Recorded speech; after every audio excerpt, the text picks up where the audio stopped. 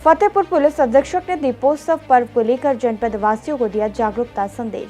उत्तर प्रदेश के फतेहपुर जनपद के पुलिस अधीक्षक राजेश कुमार ने एक सोशल मीडिया के जरिए जनपद वासियों को दीपोत्सव पर्व की बधाई देने के साथ साथ जागरूकता संदेश दिया। जनपद में आपसी सौहार्द कायम रखने की अपील की। उन्होंने जागरूकता संदेश देते हुए जनपद वासियों से कानून व्यवस्था पर सहयोग बनाए रखने की अपील की। बताते चले, फतेहपुर पुलिस अधीक्षक राजेश कुमार जहां एक और कानून व्यवस्था के प्रति हमेशा संवेदनशील होने के साथ साथ जनता के बीच रहकर अपनी एक अलग छाप बना रखी है। अपराधों पर अंकुश रखने पर हमेशा सख्त प्रहरी के रूप में काम करने की छवि बनाकर रखी है। उनके द्वारा सोशल मीडिया पर दिए बयान की जनपद में सराहना की जा रही है। सर्वप्रथम मैं दीपावली के लिए मैं समस्त जनपद वासियों को अपनी शुभकामनाएं प्रेषित करता हूं और ये उम्मीद करता हूं कि शासन द्वारा दिए गए निर्देशों का अनुपालन सुनिश्चित करते हुए बड़े ही शांति और सौहार्दपूर्वक वातावरण में दीपावली का त्यौहार मनाएं। कहीं भी सांप्रदायिक जातिगत तनाव की स्थिति न पैदा हो, लॉ एंड ऑर्डर की समस्या न पैदा हो और पटाखों को फोड़ते समय चलाते समय सावधानीपूर्वक उसका ध्यान रखें। हम प्रयास करेंगे और प्रयासरत हम लोग हैं कि दुकानें इकट्ठे कहीं फील्ड में लगें, फुटकर दुकानें न लगाई जाएं। जितने भी ये लाइसेंसधारी हैं उनको हम लोग को द्वारा परीक्षण किया जा रहा है, भौतिक परीक्षण किया जा रहा है। जो बिना अनुमति के अगर पटाखों की दुकान को चलाएंगे उनके विरुद्ध हम वैधानिक कार्रवाई भी करेंगे और उनके पटाखों को हम सीज भी करेंगे। इसलिए एहतियात बरतना बहुत ज़रूरी है और नियम कानून का पालन करें। सभी लोगों से मेरी उम्मीद है कि भारत सरकार द्वारा, उत्तर प्रदेश सरकार द्वारा बनाए गए कानून का पालन करें और एक जागरूक भारतीय नागरिक होने का परिचय दें।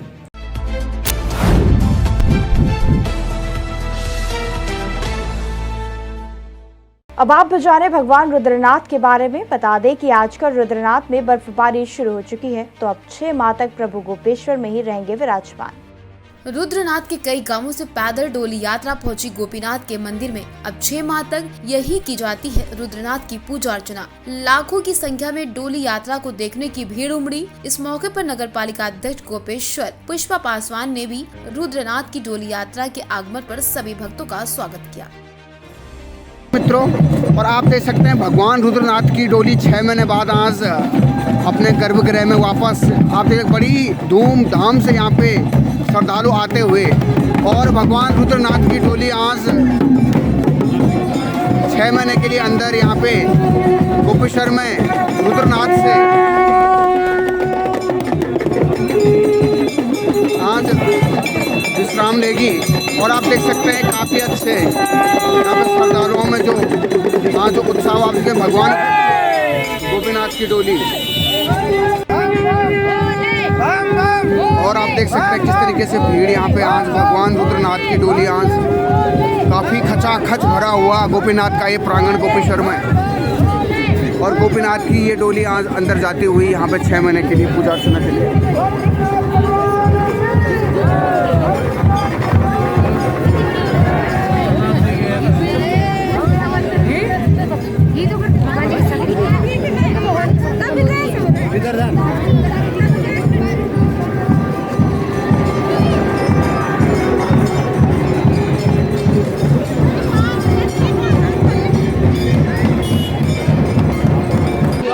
मैं पुष्पा पासवान, नगर पालिका अध्यक्ष गोपेश्वर चमोली।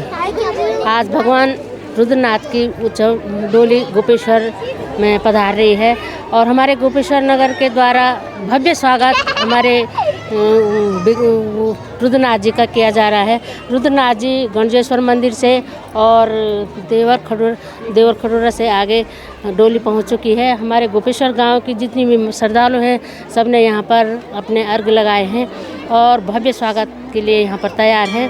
हम भगवान रुद्रनाथ जी का स्वागत करते हैं और भगवान रुद्रनाथ जी से गोपेश्वर नगर के लिए, गोपेश्वर की कुशलता के लिए प्रार्थना करती हूँ। यहाँ पर जो भगवान रुद्रनाथ की जो डोली आ रही है और आज भगवान के प्रति एक आस्था सभी भक्तों की, तो इसको आप किस तरह से इस आस्था को आप देखते हैं? भगवान रुद्रनाथ के प्रति तो हम सभी पूरे उत्तराखंड क्या पूरे भारतवर्ष की आस्था है और जो 6 महीने के लिए रुद्रनाथ जी हमारे आराध्य देव हैं जो 6 महीने रुद्रनाथ में रहते हैं। 6 महीने के बाद हमारी उत्सव डोली गोपीनाथ मंदिर में आती है। 6 महीने रुद्रनाथ जी के दर्शन गोपीनाथ मंदिर में की जाती है, पूजा अर्चना, और 6 महीने रुद्रनाथ में। और हमारे जो गोपेश्वर गांव के जो जितने भी भक्त हैं, पुजारी हैं, इस समय माने भट्ट जी हमारे पुजारी रुद्रनाथ जी गए हैं। वैसे हमारे तिवाड़ी लोग और भट्ट जी लोग इसकी पूजा अर्चना करते हैं। इसी के साथ मैं भगवान रुद्रनाथ से प्रार्थना करती हूँ हमारे गोपेश्वर नगर में सभी को सकुशल रखे, पूरे भारतवर्ष में सबको सकुशल रखे। फिर 6 महीने बाद फिर हम लोग केदारनाथ रुद्रनाथ में उनके डोली की स्थापना करेंगे और रुद्रनाथ में उनके दर्शन के लिए जाएंगे। और आप देख सकते हैं किस तरीके से भीड़ यहाँ पे आज भगवान रुद्रनाथ की डोली आज काफ़ी खचाखच भरा हुआ गोपीनाथ का ये प्रांगण गोपेश्वर में। और गोपीनाथ की ये डोली आज अंदर जाती हुई यहाँ पे 6 महीने के लिए पूजा अर्चना के लिए।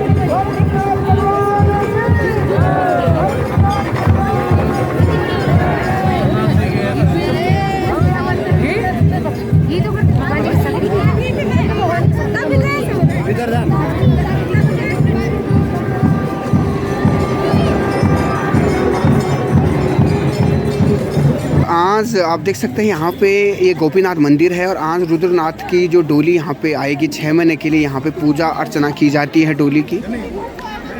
और यहाँ पे आज श्रद्धालुओं की तादाद एक काफ़ी अच्छी भीड़ आप देख सकते हैं। तो इस तरीके से मातम्य है यहाँ पे भगवान गोपीनाथ, भगवान रुद्रनाथ। मऊरानीपुर में सुखनई नदी किनारे स्थित सरस्वती विद्या मंदिर के बाहर विद्यालय के छात्रों व बाहरी कुछ युवकों का आपसे विवाद हो गया। इसके चलते एक दूसरे में जमकर लात घूसे चले, जिसका वहां पर मौजूद लोगों ने वीडियो बनाकर सोशल मीडिया पर अपलोड कर दिया, जो अब जमकर वायरल हो रहा है।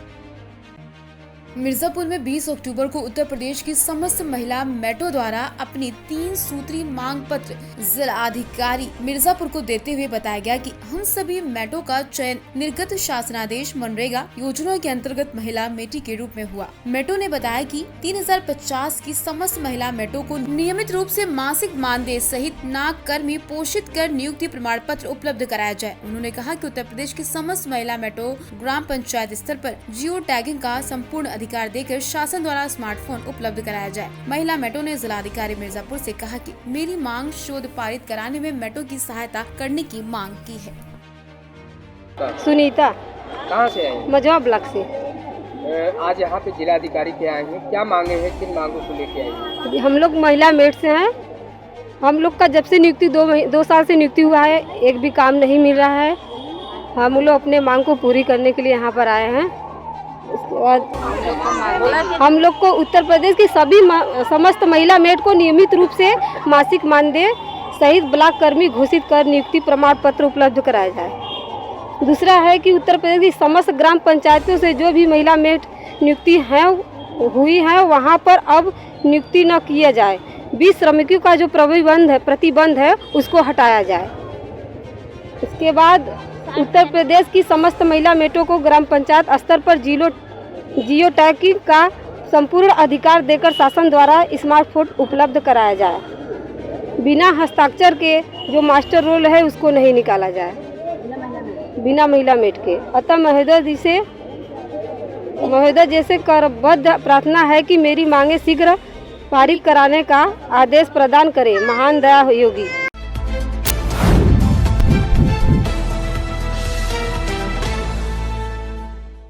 पिछले कई दिनों की मेहनत और वीडियो अपलोडिंग के पश्चात एसडीएम सदर द्वारा मोहल्ला फीलखाना व बेनी चौधरी नाले की सफाई न होने की वजह से वहां के स्थायी लोगों ने एडवोकेट दानिश खान से शिकायत की, जिसमें एडवोकेट दानिश खान ने तत्काल आलाधिकारियों से बात की और एसडीएम सदर ने तत्काल इंस्पेक्टर आबिद अली के संरक्षण में एक टीम सफाई के लिए भेजी। मोहम्मद दानिश कई दिनों से संबंध को लेकर नगर पालिका के वरिष्ठ अधिकारियों एवं जिला डीएम से शिकायत कर रहे थे, लेकिन इस पर कोई कार्रवाई नहीं हो पा रही थी। मोहल्ले में लगातार गंदगी बढ़ती जा रही थी। तमाम रोग पनपने की आशंका तेजी से बढ़ रही थी। इस समय डेंगू, मलेरिया, खसरा जैसी बीमारियां तेजी से फैल रही हैं, जिसका स्रोत गंदा पानी है, जिससे आज गंदगी का ढेर है। बहुत ज्यादा भी हो सकता है। नालियां चौक हैं, चारों तरफ गंदगी ही गंदगी है। कुछ देर की बातचीत के बाद वहां के लोगों की शिकायतें सुन इंस्पेक्टर आबिद अली ने मोहल्ले में प्रतिदिन सफाई व्यवस्था का जायजा लेने की बात कही और टीम नियुक्त कर दी।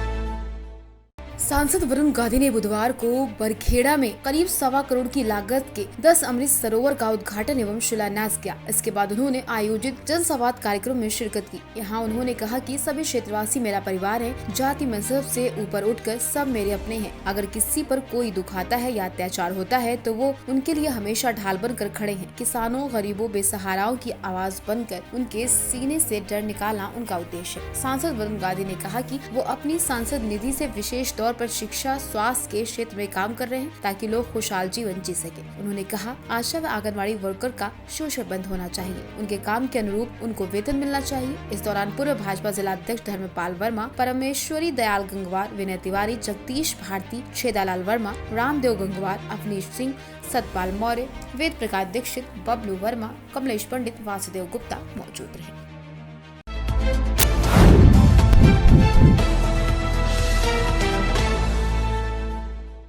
जिला उधमपुर के उधमपुर व्यापार मंडल का पंजीकरण रद्द होने से व्यापारियों में एक चर्चा बन गई है, जिस पर उधमपुर के दबबड़ चौक पर उधमपुर के कुछ स्थानीय दुकानदारों ने विरोध प्रदर्शन किया। इस मौके पर स्थानीय दुकानदारों में गोविंद चलौत्रा का कहना था कि अगर उधमपुर व्यापार मंडल की पंजीकरण रद्द थी तो उधमपुर व्यापार मंडल वालों ने दोबारा से संस्था का पंजीकरण क्यों नहीं कराया और चुनाव करवा दिया दोबारा से विजय, फिर अपने व्यापारियों को मूर्ख क्यों बनाया। इसके लिए नई टीम के खिलाफ कार्रवाई होने की मांग की। इसलिए हमने पढ़ा है क्योंकि आज जो व्यापार है बिल्कुल जीरो हो चुका है। व्यापारी इतने परेशान हैं, लोग सुबह अपनी दुकानों में आते, लोग बिना बुनी किए हुए घर को चले जाते हैं। लोगों ने 90% लोगों ने जो पैसा काम कर रहे हैं, लोगों ने बैंक से उधार लेके अपना काम कर रहे हैं। लेकिन जो हमारे व्यापार मंडल के लोग बने हुए हैं, लोग वो सिर्फ अपनी वाहवाही के लिए, अपनी वाहवाही लूटने के लिए व्यापारी बने हुए हैं। दुकानदारों को उनको कोई चिंता नहीं है तो दुकानों में काम है, अगर काम नहीं है किस तरीके से शहर को डेवलपमेंट किया जाए। 2-3 चीज़ें हैं। इन लोगों ने व्यापार मंडल जो दिसंबर 2021 में उधमपुर में कैंसिल हो चुका था, इन लोगों ने किस तरीके से लोगों को बेवकूफ़ बनाया, हम भी उसमें बेवकूफ़ बनाए। हमने इन लोगों पे विश्वास किया और बड़े खुश होकर लोगों ने वोट दिए। लोग जब वोट देने के बाद इन्होंने थोड़ी सी गलती करी, उसमें 9 वोट गायब हुए थे। हमने उसी दिन आपने हमारी आवाज़ उठाई थी। लोगों ने हमें गलत भी कहा था कि आपको नहीं बोलना चाहिए था। भाई क्यों नहीं बोलना चाहिए था कि हमारे 9 वोट गायब हो चुके हैं। और आज हम इसलिए बोल रहे हैं कि दिसंबर 2021 में अगर व्यापार मंडल की रजिस्ट्रेशन अगर वो कैंसिल हो चुकी है तो ये इन लोगों ने इलेक्शन कैसे करवाई। आपके माध्यम से हम ये इनसे पूछना चाहते हैं। हम यही चाहते हैं कि अगर रजिस्ट्रेशन नहीं है तो जो व्यापार मंडल है इसको आज ही रिज़ाइन करना चाहिए, नहीं तो उधमपुर का जो व्यापारी है, परेशान व्यापारी है, क्योंकि आगे काम नहीं है। अगर ये रिज़ाइन नहीं देते हैं तो सारे व्यापारी से हम अपील करेंगे, हम कोर्ट का दरवाज़ा खटखटाएंगे और नया व्यापार मंडल बनाएंगे जो व्यापारियों की बात करेगा, जो सारे दुकानदारों के जो रजिस्टर करवाए और इन फ्यूचर हम गोविंद जी अगर बात करें रजिस्टर और नॉन रजिस्टर की बात करें, हम रजिस्टर होता तो क्या लाभ मिल जाना दुकानदारों को, ना रजिस्टर तो क्या नहीं लाभ मिल रहा है। यही मिलना था जैसे व्यापार मंडल पहले था, क्या लाभ मिला। अगर आज व्यापार मंडल है, लोगों को क्या व्यापार मिल रहा है। मैं एक ग्रामीण आदमी हूँ, मैं रजिस्टर हुआ, मुझे बड़ी खुशी हुई कि मैं शहरवासियों से मैं आकर लोगों से मिलजुल कर हम काम को बढ़ाएंगे। लेकिन कुछ व्यापारी यही कहते थे, व्यापार इनसे जो पुराने व्यापार मंडल के प्रधान थे वो टाइम टू टाइम लोगों के पास जाते भी थे, काम भी करते थे। लेकिन ये व्यापारी सिर्फ अपना व्यापार बढ़ाने के लिए ये व्यापार मंडल बना है। कोरोना में इन लोगों ने क्या क्या किया उसको मैं बयान नहीं करना चाहता, लेकिन फिर यही कहना चाहता हूँ इन लोगों से, आपके माध्यम से रिक्वेस्ट करना चाहते हैं कि व्यापार मंडल की रजिस्ट्रेशन खत्म हो चुकी।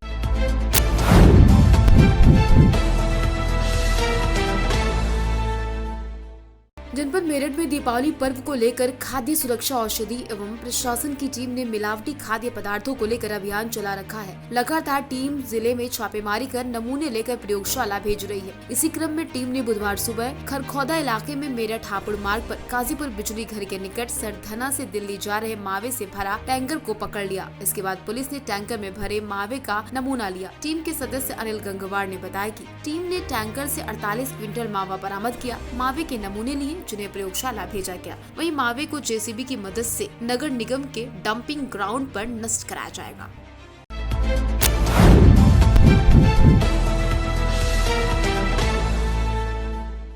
दीपावली में अति शोर करने वाले फटाके छोड़ने पर पाबंदी।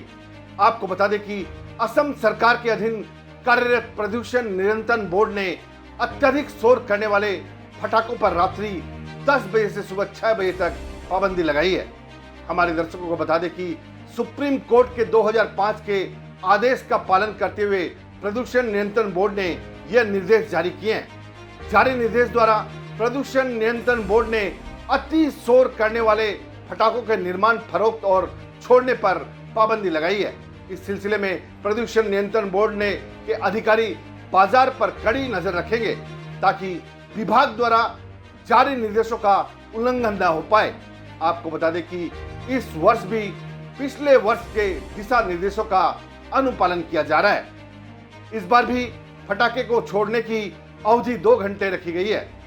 इच्छुक लोग रात 8 बजे से 10 बजे तक के बीच फटाके छोड़ सकते हैं।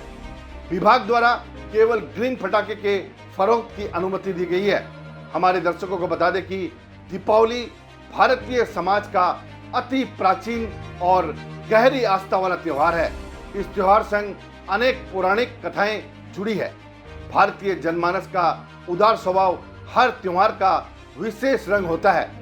यह आस लगाई जा सकती है कि भारतीय समाज के लोग अपनी उदारता के रंग से इस बंदिश भरी दीपावली को और भी आकर्षक बना डालेंगे। डिब्रूगढ़ से अरुण कुमार जैन के साथ कैमरा पर्सन मुन्ना घटवार, सूचना इंडिया के लिए। इस बार का बाजार उतना खास नहीं है। लास्ट 2 ईयर से आपको जो कोरोना का मारामारी था उसमें तो हैम्पर गिरा ही है बिजनेस में। अभी इस साल भी थोड़ा बहुत हैम्पर गिरा हुआ है। इसका कोरोना नहीं है मगर रेट को लेकर बहुत ज़्यादा हैम्पर गिरा हुआ है।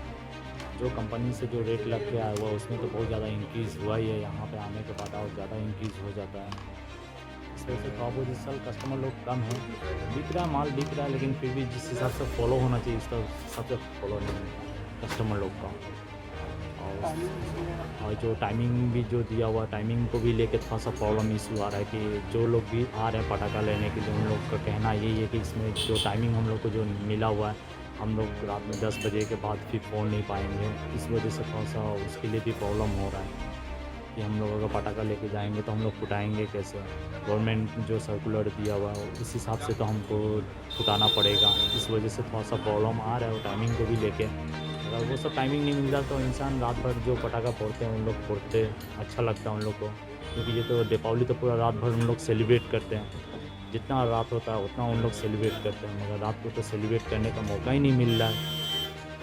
ये सब लेके थोड़ा सा प्रॉब्लम आ रहा है, लेकिन फिर भी माल बिक रहा है, कोई दिक्कत नहीं है। और रेट तो बहुत काफ़ी हाई इंक्रीज़ हो के रखा हुआ इस साल। रेट को लेके भी थोड़ा सा प्रॉब्लम हो रहा है। देखते हैं क्या होता है। अभी और 2 दिन और बचा हुआ है। उम्मीद यही करता हूँ कि सबको टाइमिंग यहाँ पे सुना हूँ कि 10 बजे के बाद तक फुटाने के लिए कोई इशू नहीं। 10 बजे से सुबह 6 बजे तक आप पटाखा नहीं फोड़ सकते हैं, ऐसा सर्कुलर पास होकर रखा हुआ है। ऐसा सर्कुलर पास होने से तो थोड़ा सा कुछ प्रॉब्लम आ गया है, लेकिन फिर भी अभी जो लोग हैं वो तो अपना सेलिब्रेट तो करेंगे ही। उसी में थोड़ा सा रूल रेगुलेशन को फॉलो करके लोग काम उठाएंगे।